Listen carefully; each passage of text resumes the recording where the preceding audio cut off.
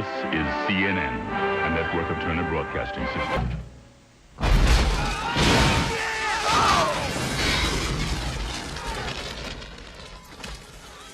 What's up, guys? Your boy Vanny. To say that Kamala Harris's first interview was a dumpster fire would be an insult, of course, to trash bins that are currently in flames. She did this interview on CNN. It was supposed to be for an hour. It was only 18 minutes. They had to cut it short due to criminal amounts of cringe and her emotional, fluffy support animal vice president, who's into animals himself, Tim Walz, kind of hit the wall. It was a nightmare of a day for Kamala Harris, and it all ended with getting the perfect troll from J.D. Vance, of all people. Let's check this out. Here's Kamala Harris on her way into her CNN softball interview. People literally chanting Trump, Trump, Trump at her as she goes. Kamala Harris walking in. This is her welcome. Oh, it's delicious. Kamala Harris not having a great day. And if you can imagine this, they actually released the interview. I know this is gonna be insane. You're not gonna believe this. They actually released the interview of Kamala Harris. We'll play you those clips in just a second. But first off, some extra trolling. Did you know that in order to try and distract from the interview, they would try anything, like including packing a stadium full of fake people and fake supporters? Now, typically you have to, go and do an event and a rally inside of a big city and you fill a stadium. Not Kamala Harris. She was caught busing people into her rallies. Watch. At all. But catch this. It's been since 1992 since a presidential candidate came to Savannah, which was Bill Clinton in the hostess city. Now, at the End Market Arena itself, lines stretched around the venue, as I was just telling you, and people started getting here as early this morning for the vice president. But for those a little further away from the hostess city, shuttles to the rally contained a lot of excitement. I was in Atlanta and I heard that the vice president was going to be in Savannah, so I decided to just kind of beeline over here and check it out. It is okay. So you bust in fake supporters, and then what happens? Well, Kamala Harris delivers a word salad that would make employees at Sweet Green blush. Been called for termination of the United States Supreme, the supreme land of our nation, the United States Constitution. Okay. So Kamala Harris also, delightfully, getting trolled inside of her own rally. And across our nation, in addition to that, we are witnessing a full-on assault on other hard-fought, hard-won fundamental freedoms. And then she turns around, like, these are things... Not supposed to do it. Not supposed to do it. And then she doesn't say anything. She just stares down. It's on the prompter. She freaks out. She's not confident. She has no confidence. She has no confidence. She's not a confidence woman. All right? She's not. She likes to play the boss girl, the boss lady with the pantsuit. But she ain't the boss lady. She's not confident in herself. She has no self-confidence. She doesn't know who she is. She lies about her resume. She lies about her record. She lies about everything. And every time that she travels somewhere, she's met with a massive Trump rally. That's right. This is Kamala Harris leaving that event. Apparently, she skipped her final stop because there were so many Trump supporters waiting for her. That's crazy stuff. Babylon Bee. Tim Walz spends an entire CNN interview making balloon animals to distract attention from Kamala Harris. Yeah. And the troll of the day. Ooh, man. J.D. Vance. Breaking. I have gotten a hold of Kamala Harris's full CNN interview. The joke here is that CNN refuses to release the full interview. They released an edited interview. And J.D. Vance posts this famous clip. Recent polls have shown a fifth of Americans can't locate the U.S. on a world map. Why do you think this is? I personally believe that U.S. Americans are unable to do so because some people out there in our nation don't have maps, and I believe that our education, like such as in South Africa and the Iraq, everywhere like such as, and I believe that they should, our education over here in the U.S. should help the U.S. or should help South Africa and should help the Iraq and the Asian countries, so we will be able to build up our future for our children. Thank you very much, South Carolina. Ooh.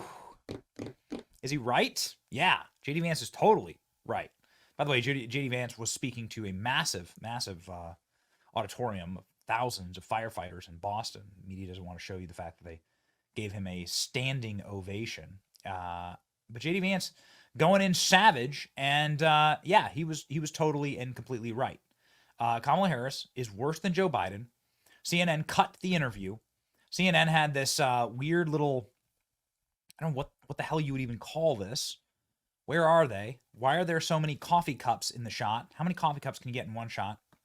Shout out Blackout Coffee. But the interview apparently was a nightmare, and they won't even release the transcripts. But shockingly, they did actually release the interview. That is so embarrassing. Some of our absolutely favorite all-time word salad shooter clips here. Go. That the climate crisis is real, that it is an urgent matter to which we should apply metrics that include holding ourselves to deadlines around time.